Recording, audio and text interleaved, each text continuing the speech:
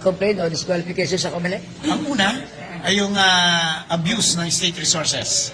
At ang ikalawa yung sa anti-discrimination. Base dun sa fair campaigning na binigay ng Comelec resolution. Sino pa yung reklamo nyo? Ngayon nakaupong Congresswoman Jinky Beatrix Ruistro. Ano po yung mga ebidensyang... Mga digital evidence mula sa kanyang posting sa kanyang Facebook page. Paano nangyari ang abuse of state resources? Anong ginagawa?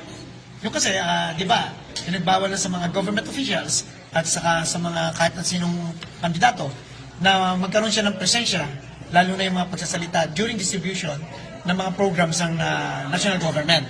So naroon siya, pinagmamalaki pa niya. Ano binibigay? Anong pinamimigay? AX. Speech lang siya. Oo, nag-speech during distribution. Ginamit niya po yung resources ng ano? Oo. There's abuse of state resources dahil binabawal na eh. Kandidato ka na eh. Sir, nangyari yun? Nakalagay dito sa amin eh, sa April, sandali? Sa Batangas po yun. Yes, sa Batangas. Sa lahat po ng mga tumatawag, nagtatanong, kaugnay ng ombudsman case na umiikot kahapon sa social media, laban sa inyong congresswoman, ang message ko po sa inyo, chill lang. Relax lang. Kaya ni Beatrix yan. The complaint is totally unfounded. Walang detalye, walang ebidensya, parang sapsoy, pinagaluhalo sa iisang hapla lamang. That warrants outright dismissal. Manalig po tayo sa Panginoon. Nasa sa atin ang taong bayan. And I can promise everyone, Beatrix ang mananalong congresswoman. Definitely, tayo po'y naninindigan na si Beatrix ay sumusunod sa lahat ng batas kaugnay ng ating halalan. Ito pong mga ayudang ito, long before the campaign period, ay ini-implement nationwide. I appreciate it so much sapagkat malaki ang naitulong sa ating mga kababayan. And I hope hindi ito nabibigyan ng kulay dahil ito po ang kailangan ng ating mga kababayan. Si Beatrix naninindigan, ang ayuda dapat ituloy upang matulungan ang ating mga kababayan. I did not violate any provision of the election code. Ang inyong pong congresswoman ay graduated champion debater and cum laude from University of Batangas College of Law. And perhaps what you have witnessed during congressional hearings are enough proof already to tell you we have the necessary and sufficient debating skills. Wala akong kailangang patunayan sa inyo. Ang gustong mangyari ni Bayabas, si Manny Pacquiao, nalaban ng boxing sa Las Vegas. Ang kalaban, international boxers. Ay bakit naman ako nakapatol ng suntukan sa ilalim ng Bayabasan? Ha? Sa kahit na anong competition, palaging may elimination round. Ang gusto ni Bayabas, diretso agad sa championship level. Aba naman, modesty aside, makipaabot po sa kanya. Siya ang nag-umpisa nito. Sinasagot ko lang siya. Mag-best debater muna siya at mag-abogado muna siya bago mo siya patulan. One more thing.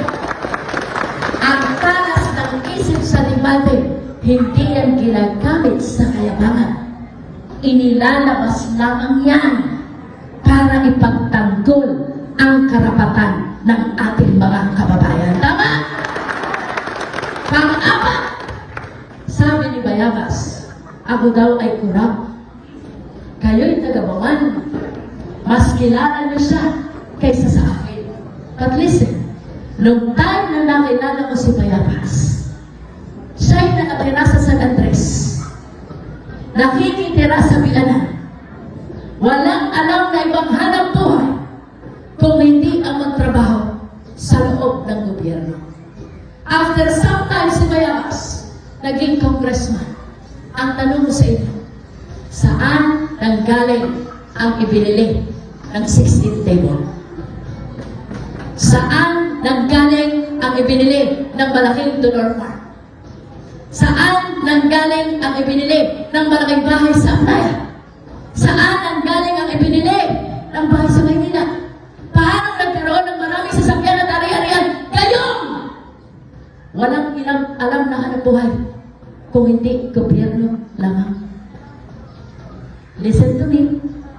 Si John Red at si Bea. Kilala niyo? Kilala niyo? Si Mayor Beatrix at si Congresswoman Beatrix. Bago kami pumasok sa politika, kami naghanap buhay muna. Si Mayor Beatrix, bago naging mayor for the longest time, he used to be a AAA contractor, biggest contractor in the province of Batangas.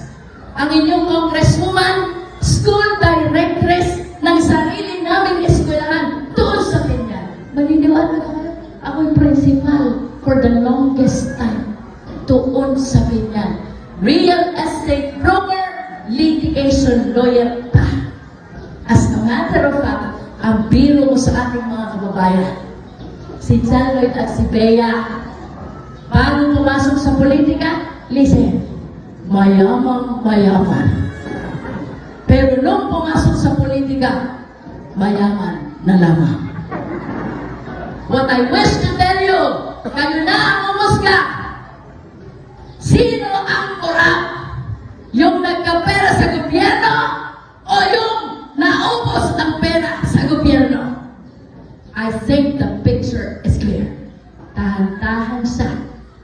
Dahil hindi niya kaya pag ako ang nagsalita na. May sinasabi pa siya, wala daw akong utang na loob dahil panahon daw na siya'y congressman. Binibigyan daw niya ng project ang aking asawa. Tanong niyo sa kanyang 3 laban, ilang milyon ang naibigay ko sa kanya. Matulungan ko lang siya na manalo bilang congressman. Sino ang walang utang na loob sa aming dalawa?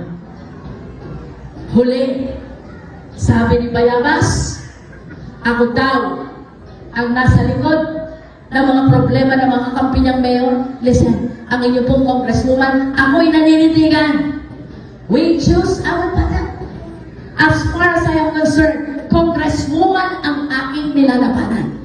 Hindi mayor ang aking tinatakbuhan. Tumuloy o hindi ang mga kakampi niyang mayor, wala akong pakialam.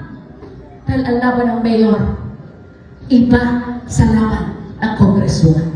To be more specific, na-dismiss at na-release yung Tagalubo, titigil ba ako mga kampanya? Hindi. Na-disqualify ang taga San Pascual, titigil ba ako mga kampanya? Hindi pa rin.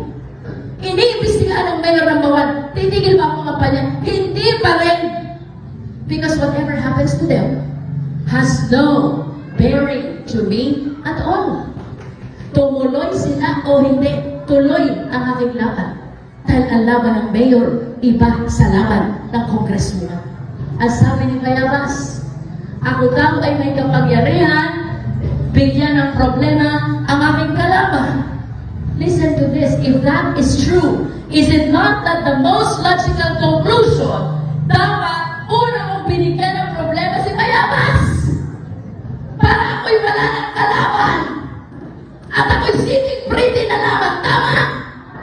Ano ba hihita ko dun sa mga mayor na? Kung totoo na ako'y may kapangyarihan, na bigyan ng problema ang aking kalaban, dapat ang pinunteriya ko si Bayabas. Para ako'y walang kalaban. At ako'y seeking pretty na lamang. But as you can see, ang inyong congresswoman, patas lumaman. Sanay ako natulog ang sabaw. Sanay ako na nasa initan. Sanay ako na naglalakad sa buong bayan ng Bawan. Bakit? Tito nyo ako tinanggap, tinangkilik at minahal bilang congresswoman ng taong bayan. Tama? Ano ba sabi ni Bayabas? Wala na. Alam ko kayo nag-iintay din ang aking sasabihin tungkol sa mayor ng Bawan. Tama?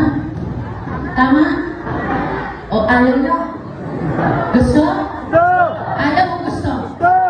Ayaw mo gusto? Alam ninyo since 2022, una kong laban, ako pinagtutulong-tulungan na nila.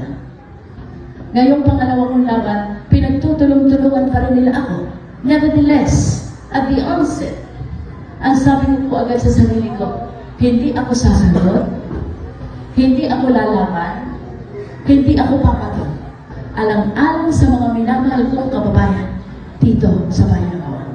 However, my dearest kababayan, this is not fair anymore. Hindi po tama na isisi kay Beatrix lahat ng nangyayari sa kanila. Ano sabi nila? Kaya may kaso ang mayor ng Bawan dahil ni Beatrix. Kaya nakakulong ang mayor ng Bawan dahil ni Beatrix. Listen, nung mag-umpisa ang investigasyon, ako po'y kinausap ng mga congressman, Chinky, ikaw na may taga-Batangas, tulungan mo kami. But, I purposely detached myself. Tinanggihan ko po sila. Ayaw kong makialam, alang-alang sa aking mga kababayan sa Bawan. And that is the reason why you never saw me in any of those investigations. Kung hindi po dahil sa inyo, bakit ko naman yan uurungan? Inupuan ko nga si Digong. Inipuan ko nga si Sara. Sila pa ba naman ang hindi ko upuan? Kaya hindi ko sila inupuan dahil mahal ko ang aking mga kababayan dito sa bayan ko. Listen, kagaya ninyong lahat, si Beatrix, during those investigations, nanonood rin lang sa live. Bilang congresswoman nyo, I am concerned, I am curious, ano ba talaga ang nangyari sa Bawan? As early as 2008, ang inyong patubig, Bawan Water System, na ipagbili na yan sa Aquadata. Nasaan ako noon? Kakakasal ko na agad dyan noon. As early as 2013, ang COA Commission on Audit nag-issue ng Notice of Disallowance na. Anong sabi sa Notice of Disallowance? Mayor ng Bawan, ibalik mo ang 102 million sa munisipyo ng Bawan dahil mali ang ginawa mong paggastos kaunay ng Aquadata. Nasaan ako noon? 2013, ako po'y principal ng aming private school doon sa Piña. As early as 2017, yung Notice of Disallowance na yan, naging COA decision na.